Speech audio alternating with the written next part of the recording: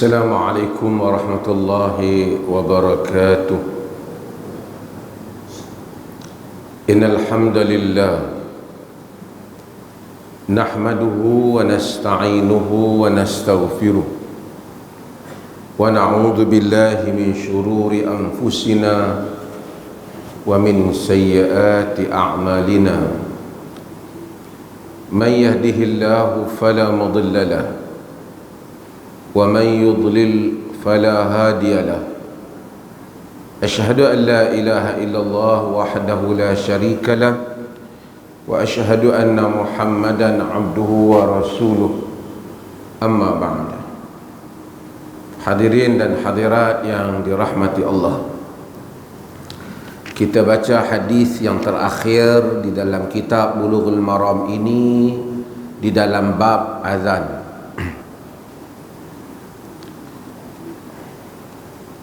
Hadis yang berikutnya ialah hadis Jabir. Wa an Jabir radhiyallahu anhu anna Rasulullah sallallahu alaihi wasallam qala man qala hina yasma'u an-nida Allahumma rabb hadhihi ad-da'wati at-tammah was-salati al-qa'imah آت محمدا الوسيلة والفضيلة وابعثه مقاما محمودا الذي وعدته حلت له شفاعتي يوم القيامة. Daripada Jabir bin Abdullah radhiyallahu anhuma, Allah redha dia dan bapaknya. Jabir merupakan sahabat Nabi yang kita telah introduce dia, kita telah perkenalkan dia dan bapaknya, kedua-duanya sahabat Al-Ansari. Mereka adalah orang Madinah. Dia panggil kita tarjamah ni tarajum. Bila kita sebut tarajumur rijal, dia pengenalan ataupun penerangan tentang latar belakang rawi. Tarajum tu, terjemah tu, tarajum tu bukan terjemah Melayu tu. Tarajumur rijal maksudnya terjemahkan tentang rawi. Sebab tu bila dia sebut kitabut tarajum, kitab tarajum ni bukan maksud kitab terjemahan, maksud kitab dia memperkenalkan latar rawi. Okey, Jabir bin Abdullah anna Rasulullah sallallahu alaihi wasallam qala, dia kata Rasulullah sallallahu alaihi wasallam bersabda, man qala hina yasma'un nidaa, sesiapa yang menyebut tak kala dia mendengar an-nida. Nida apa? Seruan. Apa maksud seruan di sini? Azan. Ketika dia mendengar an-nida,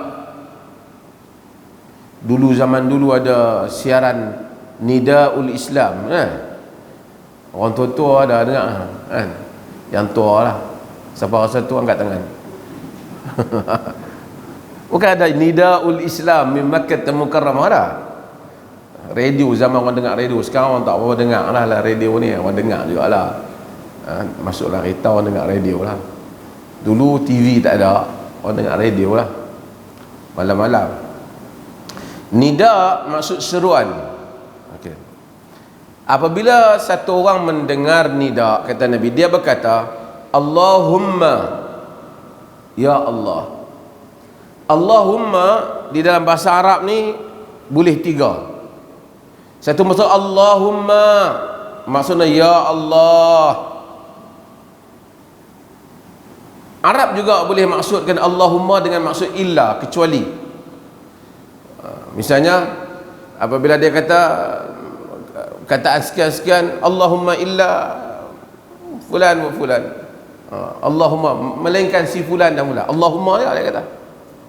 Tapi bukan Allahumma maksud ya Allah, maksud melainkan si fulan, Allahumma illa. Dia buat istisna, dia panggil. Arab ni juga boleh sebut Allahumma dengan maksud taukid, sungguh. Macam dia kata, hal kada wa kada, Allahumma na'am. Bukan ya Allah na'am. Maksudnya dia ya tu ya bersungguh, Allahumma na'am. Tapi tak apalah, yang tu orang yang mengaji bahasa Arab. Allahumma ni, Allahumma rabb hadhihi ad-da'wati tammah. Allahumma ya Allah hadhihi ad-da'wati tammah. Ya Allah, ini adalah dakwah, ini adalah seruan yang sempurna. Apa itu seruan yang sempurna? Azan. Kenapa azan seruan yang sempurna? Karena padanya mengandungi seruan yang paling tinggi sekali. Apa dia seruan yang paling tinggi? Asyhadu an la ilaha illallah. Daripada awal, Allahu Akbar, seruan yang paling sempurna, membesarkan Allah. Asyhadu an la ilaha illallah, tidak ada ilah melainkan, aku menyaksikan tidak ada ilah melainkan Allah. I bear witness, menyaksikan, tak ada. Dulu orang terjemah aku naik saksi. Itu bahasa lama lah. Maksudnya I bear witness, aku menyaksikan. Hadirin dan hadirat yang dirahmati Allah, dunia dan segala isinya tidak mempunyai apa-apa makna jika tanpa dengan la ilaha illallah. Kerana Allah lah yang menciptakan alam dan seluruh isinya dan kita semua. Sebab tu sehebat mana manusia itu hidup dan sekaya mana dia capai, sehebat mana teknologinya, kecanggihan negara dan hasilnya, tapi jika dia tidak menyaksikan tidak ada ilah melainkan Allah, nothing. Perkara yang paling dasar dalam hidup manusia. Sebab itu kalimah yang paling besar dalam hidup manusia ni ialah la ilaha illallah. Seburuk mana manusia pun, miskin mana dia pun, macam mana lemah dia pun, tapi kalau dia menyaksikan tidak ada ilah melainkan Allah dan jantung hati dia bermakna dia, kerana dia mengenali perkara yang paling dasar, dia sebagai seorang hamba yang diciptakan oleh Tuhan.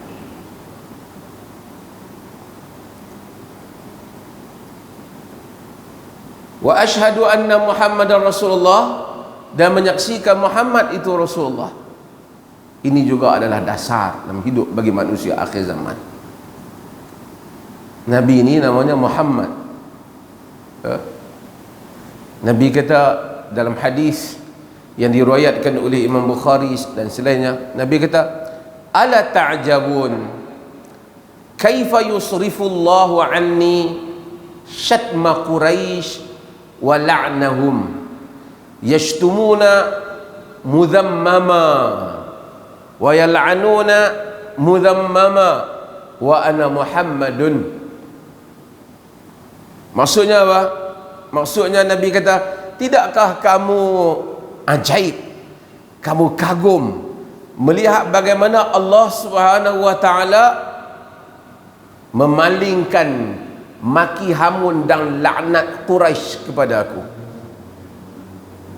Quraisy ni depa panggil Nabi macam-macam. Tukang sihir. Apa dia panggil?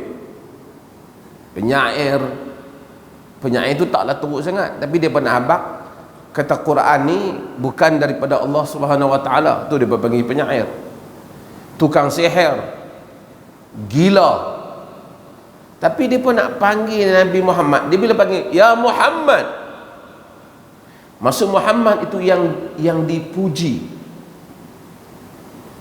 Dia hamada,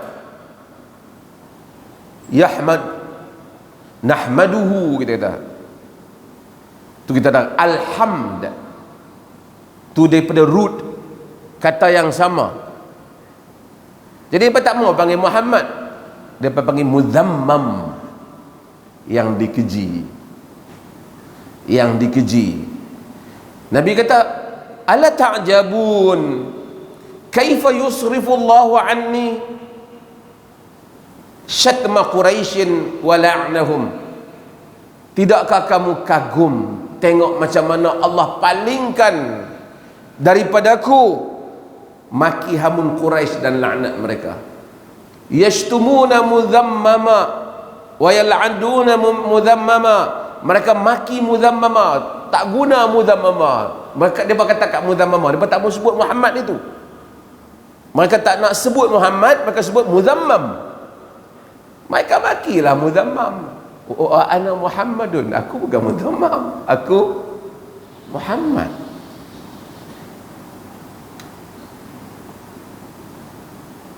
Macam geng-geng yang duk buat lukis kat Nabi macam-macam tu kan. Dia lukis ya, sebenarnya itu bukan Nabi. Tu lukisan nampak. Cumanya oleh kerana kamu sebut untuk menghina Nabi, orang Islam bantahlah.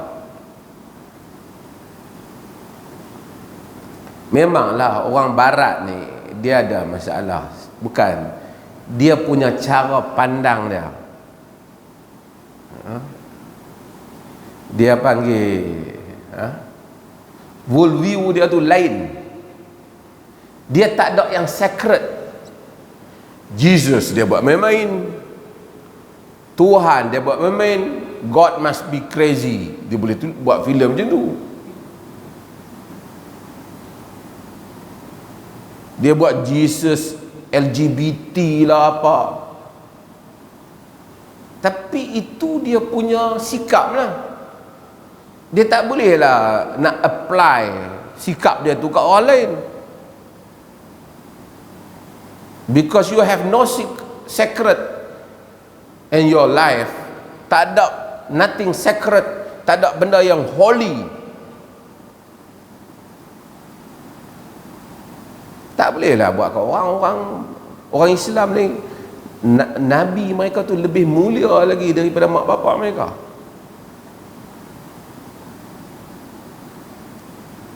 Dalam satu masa yang sama dia nak ambil hati supaya manusia ni sopan santun lah apa.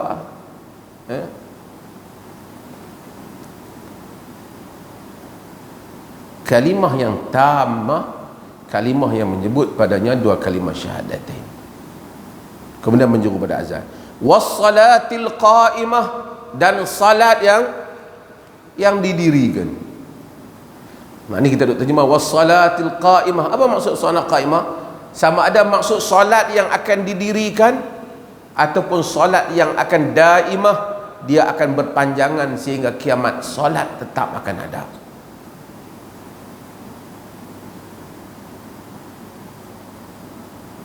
Sebab tu bila kita doa Allahumma rabb hadhihi ad-da'wati at-tammah was-salatil qa'imah, maksud sembahyang yang didirikan, sembahyang yang akan berpanjangan.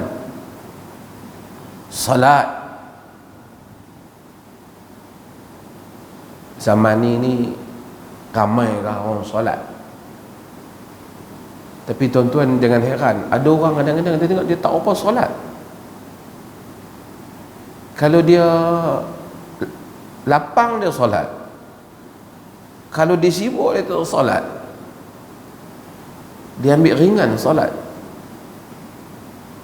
Itu pun kadang-kadang orang ramai duk solat, layan kawan-kawan dia solat.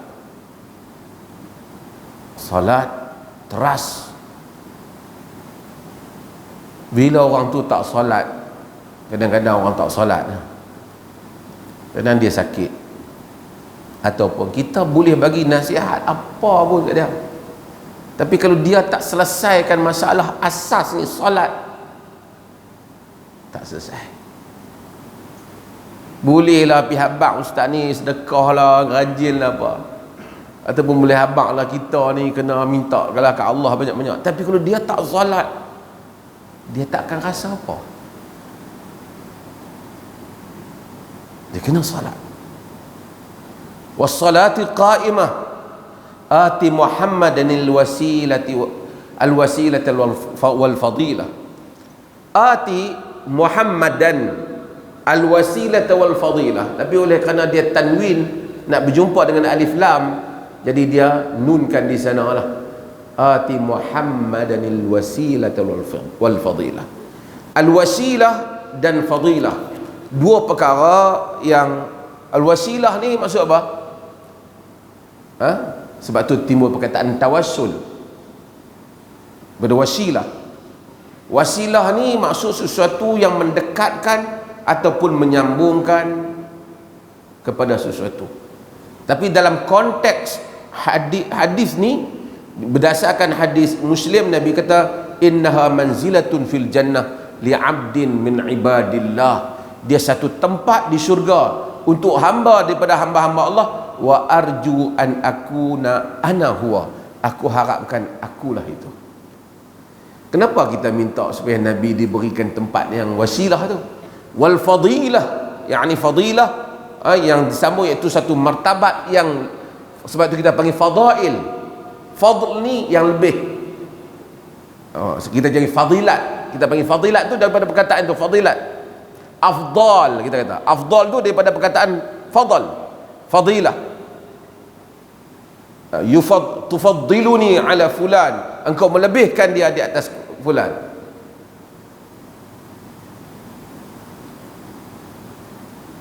Unzur kaifa faddalallahu ba'daha 'ala al-ba'd. Lihat bagaimana Allah melebihkan sebahagian atas sebahagian. Melebihkan, sebab tu fadilat. Bila kita kata ada fadilat, maksud ada lebih. Siapa yang bagi lebih tu? Allah Azza wa Jalla. Fadilat di sini, fadilat ati Muhammadin al-wasilah wal fadilah, bagi pada Muhammad al-wasilah dan fadilah, yakni maqam di syurga tadi dan satu kelebihan yang tinggi. Pasal apa kita minta kat Nabi? Tuan-tuan, Allah ni dia ajar kita dalam hidup.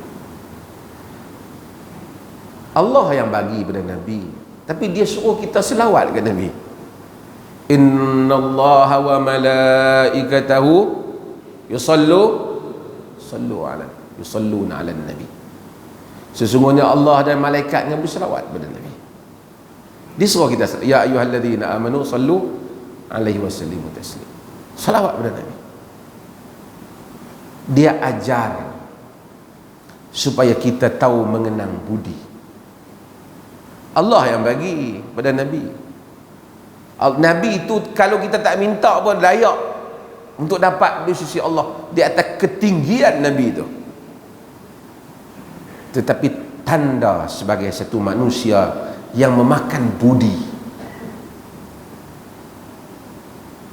maka kita kata Allahumma salli ala Muhammad wa ala ali Muhammad. Tanda terima kasih kita kepada baginda sallallahu alaihi wasallam. Dan Allah jadikan selawat itu kelebihannya balik kepada diri kita, kerana ia membentuk satu nilai dalaman diri seorang insan, bahwasanya ia tahu berterima kasih kepada orang yang telah berbudi dan berjasa kepadanya. Sebab dia yang bakar bakhur ni, dia mungkin panas sangat bakhur ni, dia tutup sikit.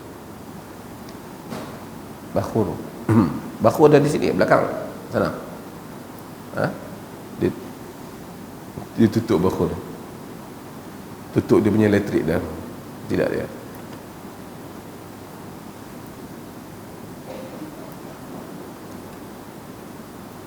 Saya rumah saya sentiasa pasang bakhur ni. Bukan bakhur ni lah, macam-macam bakhur. Bagus ya, bau wangi, tapi biang tu dia terbakar. Okey. Maka dengan itu kita disuruh untuk berselawat kepada Nabi, disuruh untuk berdoa kepada Nabi sallallahu alaihi wasallam. Maka kita ati Muhammadan al-wasilah wal fadilah wa ba'athu maqaman mahmudan allati wa'adta, dan bangkitkanlah baginda dia pada satu kedudukan yang terpuji yang telah engkau janjikan. Nabi kata, kalau kata banyak tu, halat lahu syafa'ati yaumal qiyamah, maka wajib kepadanya syafaat aku pada hari kiamat. Banyak tu doa dia. Itulah doa yang warid daripada Nabi sallallahu alaihi wasallam. Adapun tambahan-tambahan, kadang-kadang TV buat wa ati Muhammadin wasilah wal fadilah wad darajatir rafi'ah, tambahan itu tidak sabit daripada mana-mana hadis yang sahih. Ataupun innaka la tukhliful mi'ad, juga tidak sabit, ada dalam riwayat Baihaqi tapi tidak sabit. Kalau dia kata taklah berdosa apa, tapi lafaz yang sabit, yang sahih, hak tadi yang kita baca. Kalau dia kata tak ada apalah, tapi tidaklah datang melalui jalur rawi yang sahih. Kerana doa ni dia luas, kita orang satu orang boleh berdoa, tapi oleh kerana doa tu dah Nabi dah fix dah macam tu, kita ambil yang sabit daripada Nabi sallallahu alaihi wasallam. Sebahagian tambah pula ya arhamar rahimin, juga tidak sabit daripada Nabi sallallahu alaihi wasallam. Ini apa yang diajar oleh Nabi sallallahu alaihi wasallam. Di dalam riwayat dalam Sahih Muslim, di mana Nabi sallallahu alaihi wasallam kata, "Idza sami'tumul muadzin faqulu mithla ma yaqul." Apabila kamu dengar muazzin, kamu kata macam mana dia kata. Tapi kita nak baca hadis ni, kena baca dengan hadis yang Nabi sebut kata semua, melainkan apabila tentang hayya 'alas salah dan hayya 'alal falah, kita kata apa? La haula wala quwwata illa billah. Kemudian Nabi kata, "Thumma sallu alayya." Kemudian kamu selawat padaku. Artinya, kalau ikut hadis Muslim ini, selepas dengar azan, kita pun ikut azan, dia pun kata asyhadu an la ilaha illallah, sampai akhirnya la ilaha illallah, kan? Allahu akbar, Allahu akbar, la ilaha illallah, la ilaha illallah, Allahumma salli ala Muhammad wa ala ali Muhammad. Kemudian Nabi kata, "Thumma salullaha lil wasilata." Kemudian kamu mintalah kepada Allah untuk aku al-wasilah. Minta untuk aku wasilah.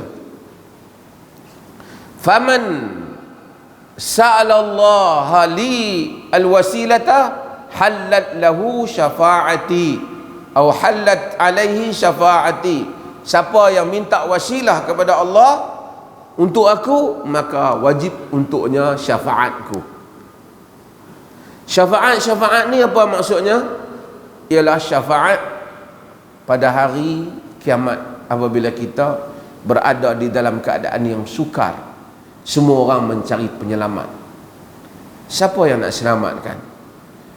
Memang semua benda ni Allah Ta'ala yang selamatkan, tapi Allah jadikan sebab musabab bagi memberikan kurniaan dan kemuliaan kepada sesuatu. Dia tabalkan Nabi kita Muhammad sallallahu alaihi wasallam bagi syafaat kepada kita. Besok kita pergi cari dia, supaya kita yang hidup di muka bumi ini tahu hubung kait kita dengan Nabi. Bila nak semayang, teringat semayang cara Nabi. Sebab itu dia sebut asyhadu an la ilaha illallah wa asyhadu anna Muhammadar Rasulullah. Memang kita saksikan Allah sebagai ilah, tapi kita tak tahu macam mana Allah mau daripada kita. Yang kita tahu melalui Rasul yang dihantar. Maka semayanglah cara Nabi, puasalah cara Nabi, jangan buat sendiri.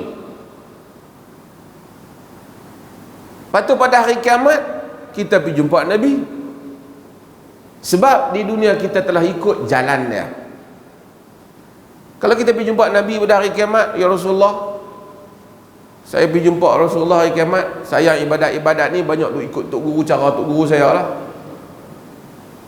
yang lain tak ada lah. Gamak kasut ke apa saya pakai lah tu macam Nabi. Tak boleh.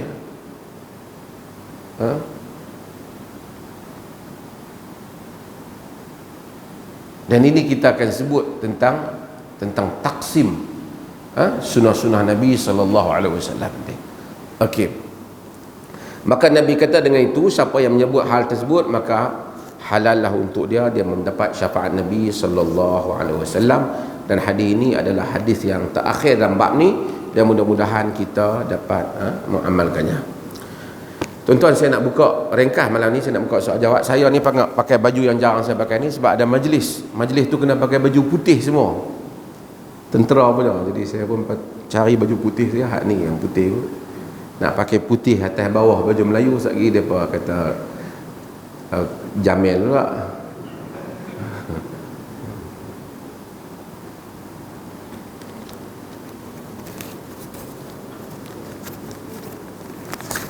Ada lagi soalan? Tu dia tulis. Tak baca apa ya.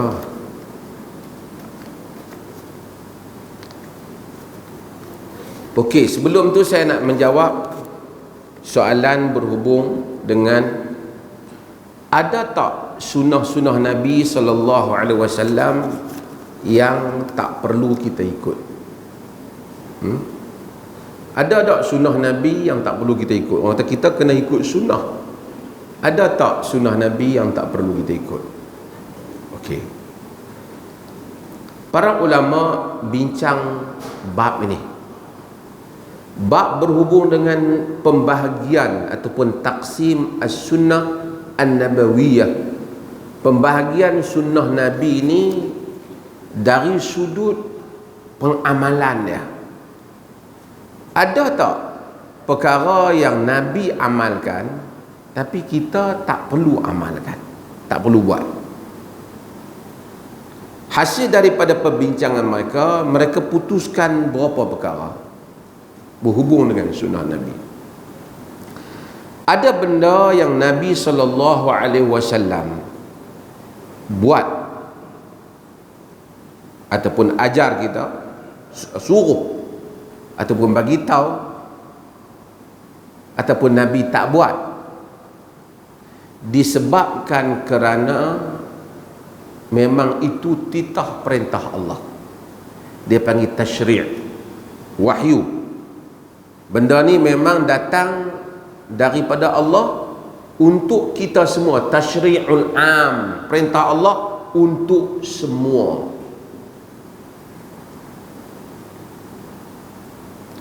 Contohnya apa? Solat. Lagi apa? Puasa. Apa lagi?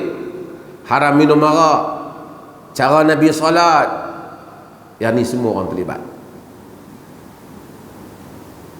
Ada juga sunnah Nabi yang Nabi amalkan, dilaksanakan di atas dasar Nabi itu pemerintah, imamah.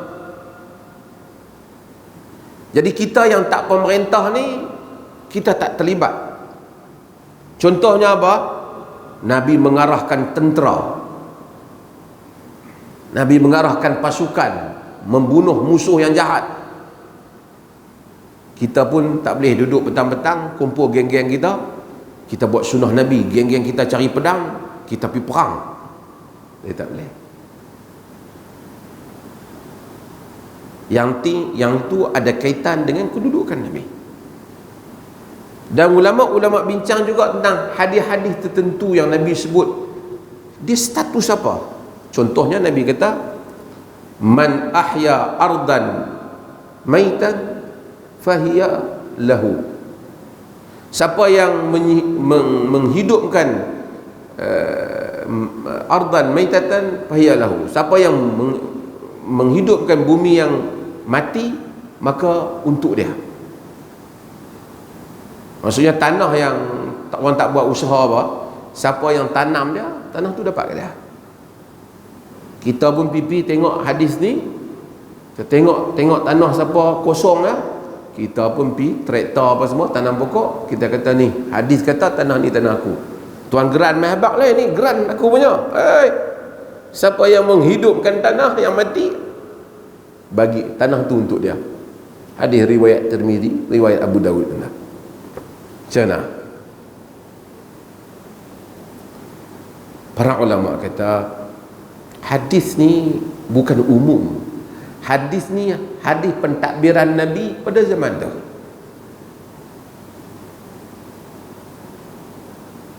Mungkin sebahagian kata ni bagi tanah yang tak ada yang tak ada nama geran, yang tak ada nama geran.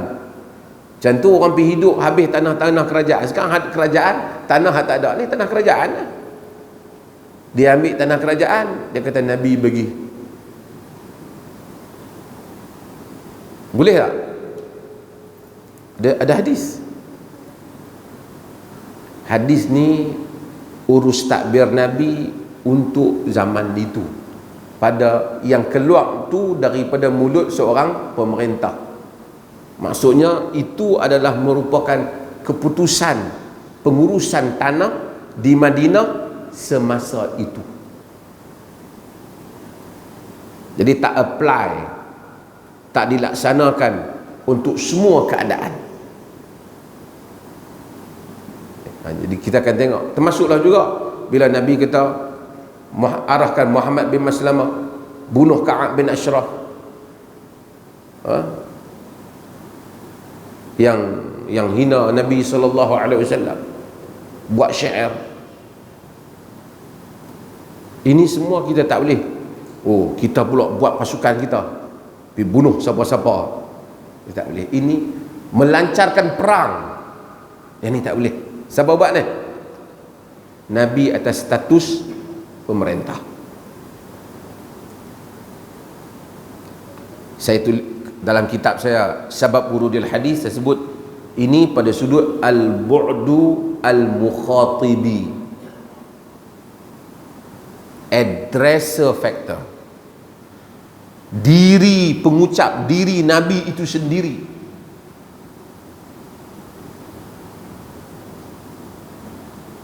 Yang berikutnya ialah tindakan Nabi SAW di atas dasar Nabi itu. Pasal Nabi ni semua, tidak ada jawatan yang tinggi dalam agama ni semua Nabi. Rasul paling tinggi, Nabi, Imam, Qadi, Mufti, semua. Jadi ada kala Nabi keluarkan atas urusan Qadi, penyelesai kepada masalah. Contoh yang hadis yang kita pernah baca, hadis apabila isteri Abu Sufyan, Hindun datang kepada Nabi SAW, bagi tahu Abu Sufyan satu orang lelaki yang kedekut. Jadi Nabi kata apa? Ada khudhi laki ma yakfiki wa waladaki bil ma'ruf. Kamu ambillah untuk diri kamu dan anak kamu dengan kadar yang cukup. Boleh tak satu orang apabila ulama bincang apa pandangan dalam hal ni, kalau satu orang itu orang tak bagi hak dia, boleh tak kita pergi ambil tanpa keizinan dia dengan kadar kita? Mereka kata kenyataan Nabi ketika itu ialah kenyataan seorang qadi. Adapun pada zaman yang lain, kalau orang tak ambil, suami kita misalnya tak bagi kat kita, qadi mungkin bagi tahu, awak buat report dan mahkamah akan merintahkan supaya dipotong daripada gaji dia. Perlukah kita malam-malam pindap suami kita pergi ambil, ataupun ikut ambil sendiri ke, ataupun mahkamah tolong ambil? So maka kata ini tindakan Nabi sebagai qadi. Tapi saya nak pergi berikutnya, tindakan Nabi di atas sifat basyariah Nabi. Kerana Nabi itu manusia, kerana Nabi itu orang Arab. Di kalangan para ulama seperti Ibn Khaldun umpamanya, dia kata Nabi SAW ni tak dihantar oleh Allah Subhanahu Wa Taala kepada kita untuk dia ajak. Ibn Khaldun kata apa? Innama bu'itha liyu'allimuna asy-syara'i' wa lam yub'ath li ta'rifi at-tibb wala ghairihi min al-'adat. Nabi itu dihantar untuk mengajar syariat, bukan nak mengajar perubatan atau adat-adat yang lain. Maka timbul perbezaan isu tentang masalah dia panggil jibiliyah, sunnah jibiliyah. Masalah diri Nabi. Contohnya apa? Nabi tidur. Ini saya sebutlah dalam kuliah baru ni. Tuan-tuan ni ada yang tidur kan? Nabi tidur. Orang tanya pasal apa yang tidur? Kan Nabi tidur, aku dapat pahala tidur? Tak dapat. Tidur cara Nabi dapat. Tidur dengan kadar Nabi dapat. Tapi tidur saja tak dapat. Nabi makan. Kerana dia manusia, dia makan. Kalau satu orang tu jumpa 24 jam makan, sunnah lah makan ni. Ada hadis Nabi makan. Ada orang tidur, sunnah lah tidur. Ada hadis Nabi tidur. Di atas keinsanan dia. Termasuklah Nabi makan, umpamanya Nabi makan labu, Nabi makan kambing. Adakah sunnah kita makan kambing? Termasuklah hari ini ulama bincangkan duduk julus istirahah, nak bangkit daripada apa? Daripada sujud tu kita duduk sekejap, kan kita istirahah. Duduk istirahah itu di kalangan para ulama kata yang tu sunnah kena Nabi buat. Di kalangan ulama dalam mazhab Hanafi dia kata tak, bukan Nabi sengaja buat benda tu kerana dia sebahagian daripada sembahyang. Kerana manusia ni nak bangkit terus dia tak boleh. Dia kena duduk sekejap. Duduk itu bagi mereka tidak sunnah, tidak termasuk di dalam kifiat salat, tapi hanya kemanusiaan manusia memang macam tu.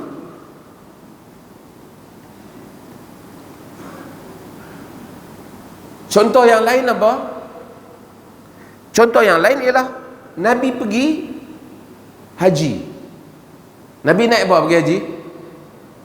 Kata bang, naik apa? Nabi naik unta. Adakah disunatkan pergi haji naik unta? Tak. Tapi nak pergi haji daripada satu tempat ke satu tempat memerlukan kenderaan. Nabi naikkan kenderaan. Kenderaan yang ada pada zamannya adalah unta. Bukan sunat naik unta.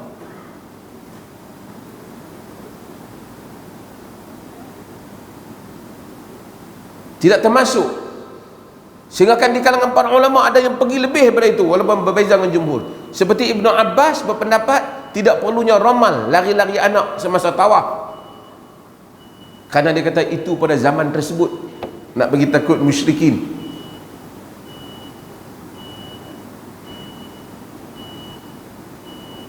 Dan ada beberapa isu lagi yang nanti saya akan sebut tentang hal ini untuk kita faham. Maka ada benda yang Nabi itu amalkan tidak kerana wahyu, tapi kerana dia manusia dan kerana dia orang Arab. Yang paling jelas ialah Nabi pakai serban, kerana orang Arab pakai serban. Nabi pakai jubah, kerana orang Arab pakai jubah. Tak salahlah kita pakai jubah, tapi itu jibiliyah. Kalau dapat pahala pun ada kitab Af'alur Rasul,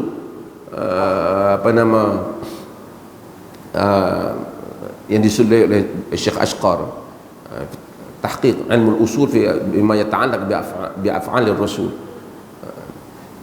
Hal-hal yang dibuat oleh Nabi ini disebabkan dia tu manusia.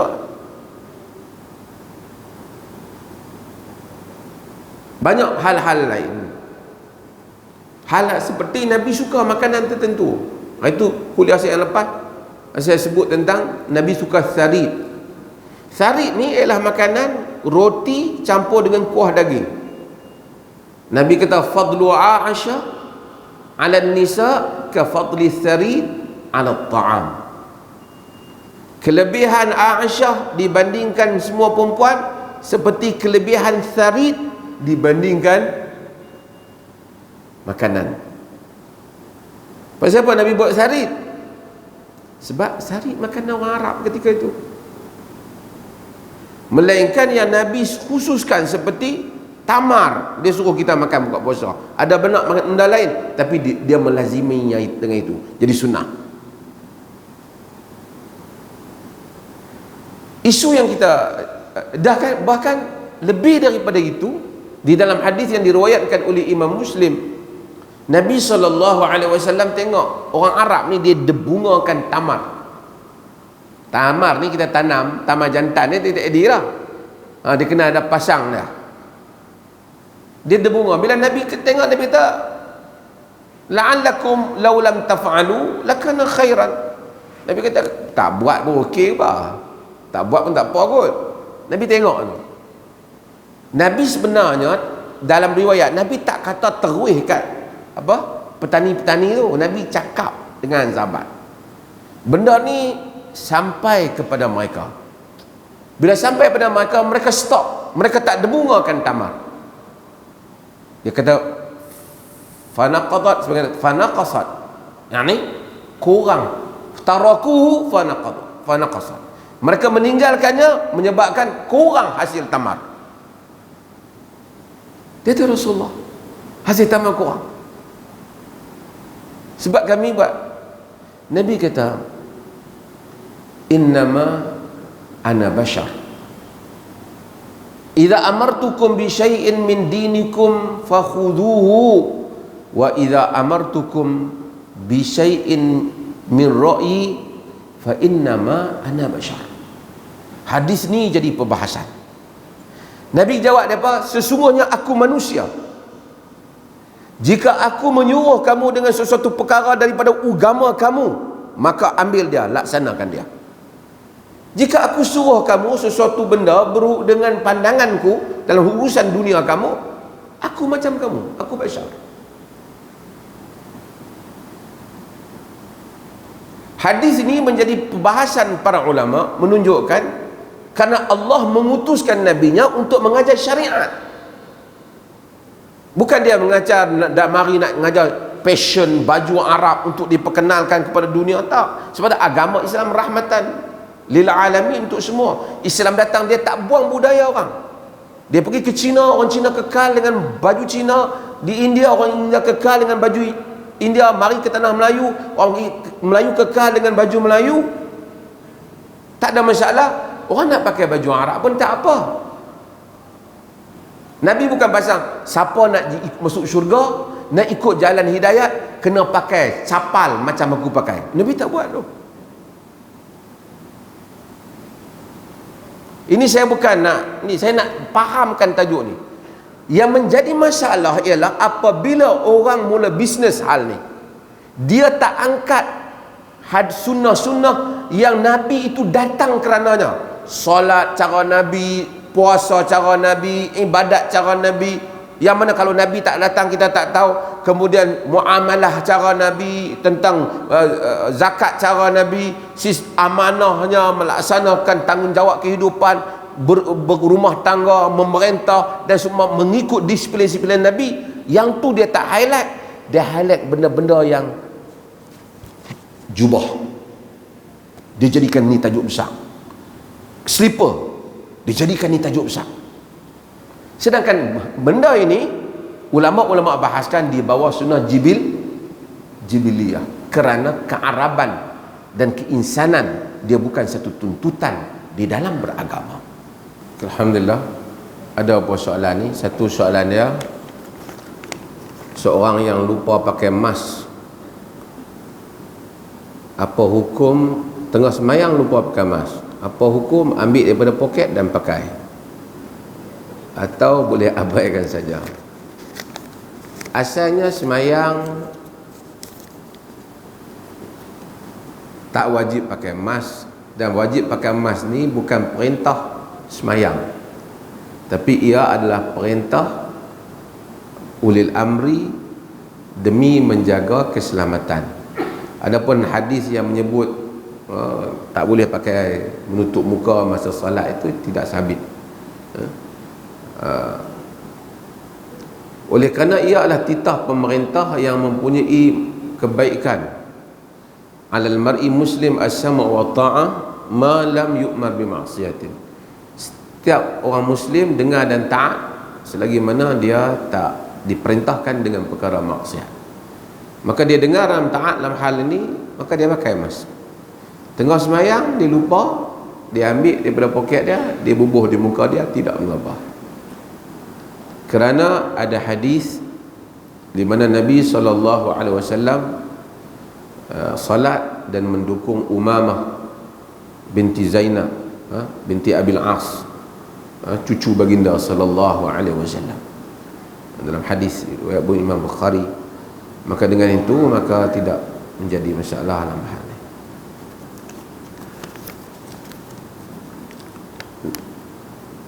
Boleh tak terangkan falsafah Epicurus dan bagaimana menjawab persoalan tersebut?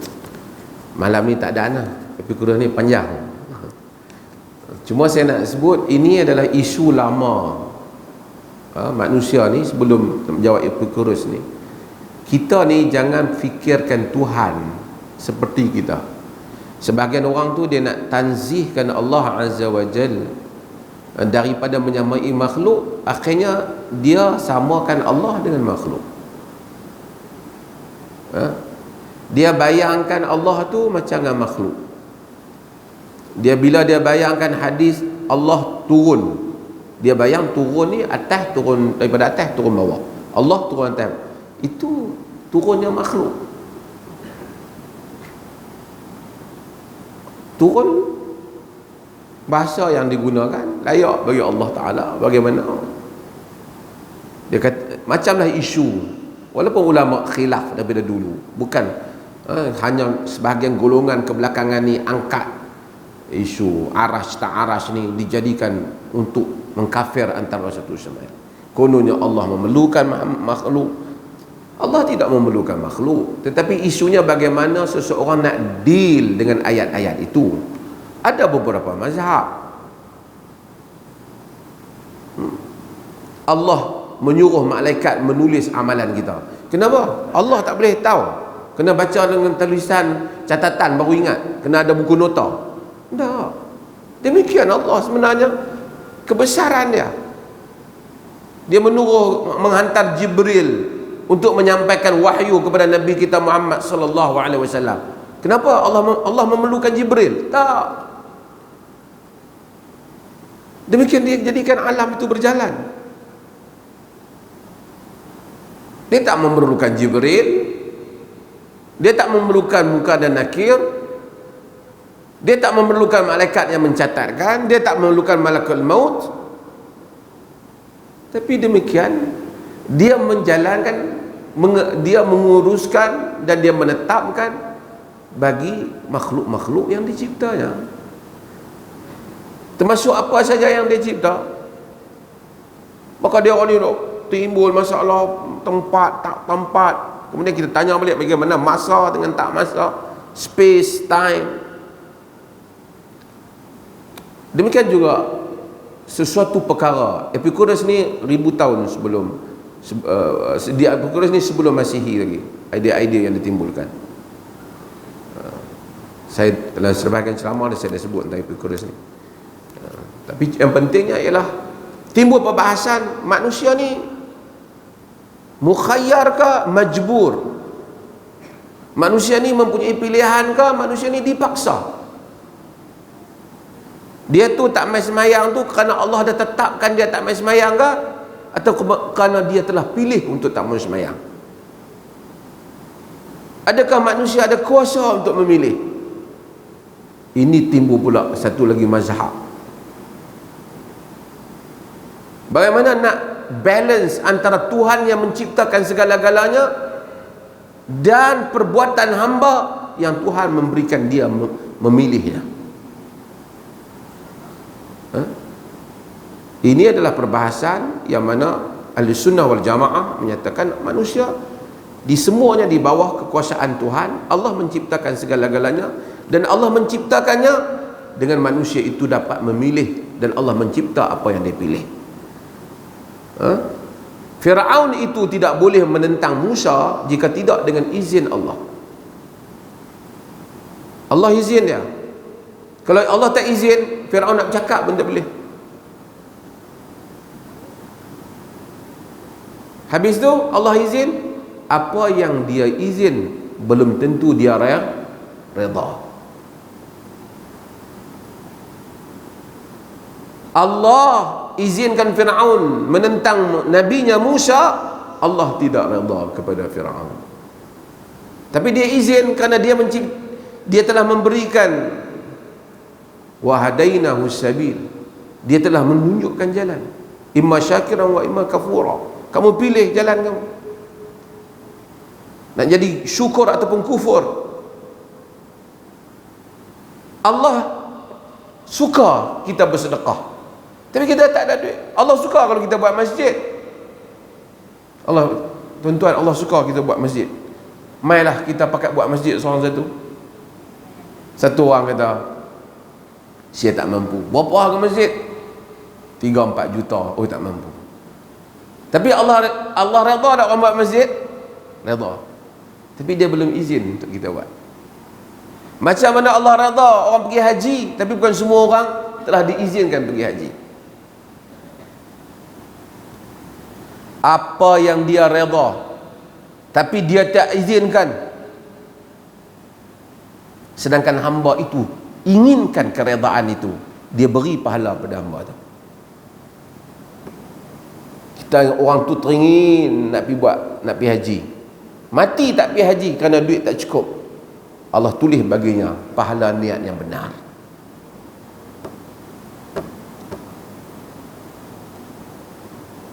Apa yang ia izinkan tapi dia tak redha, bagi orang tu adalah dosa, walaupun sebenarnya dia izinkan. Tetapi kerana hamba itu memilih dengan niatnya nak memilih. Orang nak mencuri, kalau Allah tak izinkan, angkat tangan pun tak boleh pergi, rumah pun tak jumpa adik nak curi. Tapi Allah redha, Allah izinkan, Allah tak redha. Ada tak? Habis tu apa peranan? Kenapa kita perlu tahu benda ni? Kita kena tahu bahawasanya kadang-kadang manusia mempunyai semua syarat untuk melakukan sesuatu, tapi kalau Allah tak izinkan, tak berlaku. Logiknya Quraisy menang lawan dengan Nabi dalam perang Badar, tapi tak menang kerana Allah tak izinkan, dan juga tak redha. Ada masa dia redha, dia tak izinkan. Ada masa dia izin, dia tak redha. Yang tu dia tak izin dan tak redha. Sebut tu kena orang kata hampa bila nak pergi haji ni tak, orang sebahagian tu, ni bila nak semayang. Nak semayang apa ni? Tak sampai seru lagi dah.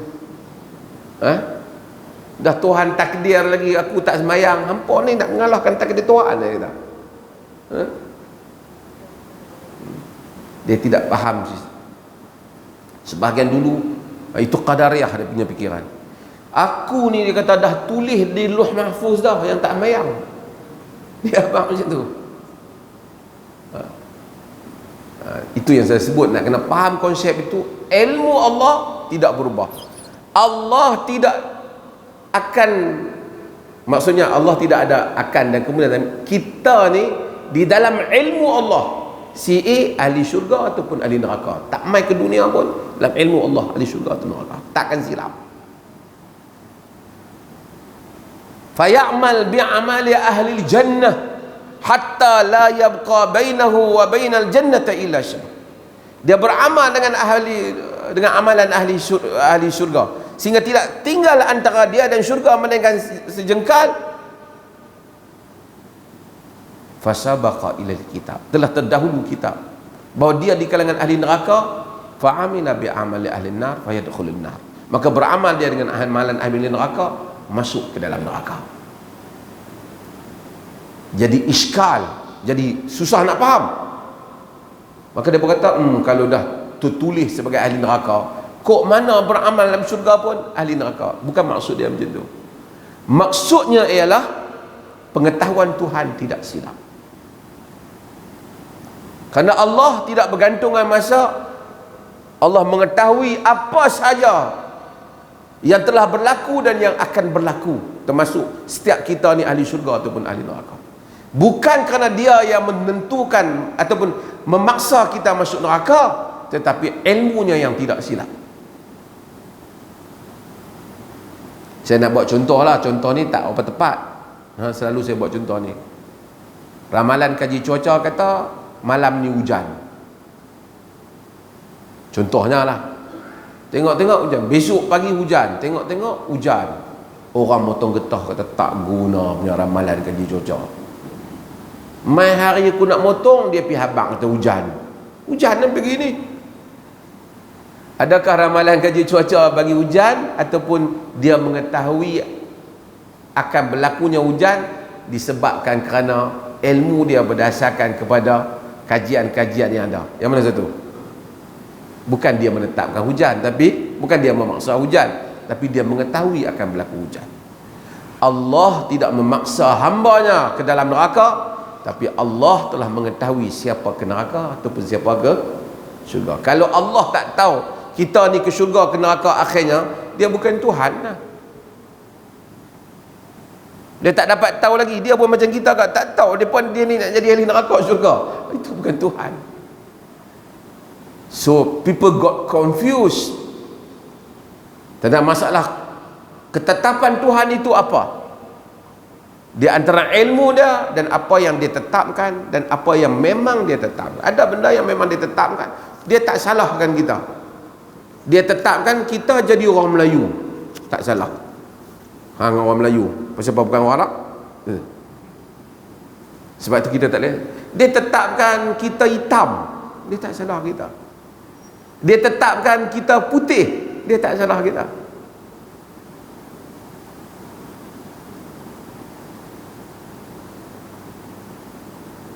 Dia tetapkan berlaku wabak, kita cuba elak, kena kat kita mati, dia tak salah kita, dia bagi pahala. Buat kerja sambung elektrik, kerja short tangan kita, mati, dia tak salahkan, kerana itu bukan pilihan kita. Pegang-pegang wayar elektrik, geram, bini aku buat perangai cek bubuh kat tengkok, mati, tu dia salahkan kita.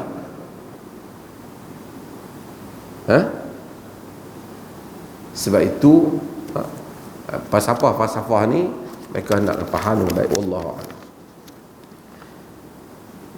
Okeylah, nanti saya jawab. Saya nak kena pergi majlis itu kan. Wa sallallahu ala nabiyyina Muhammad walhamdulillahi rabbil alamin.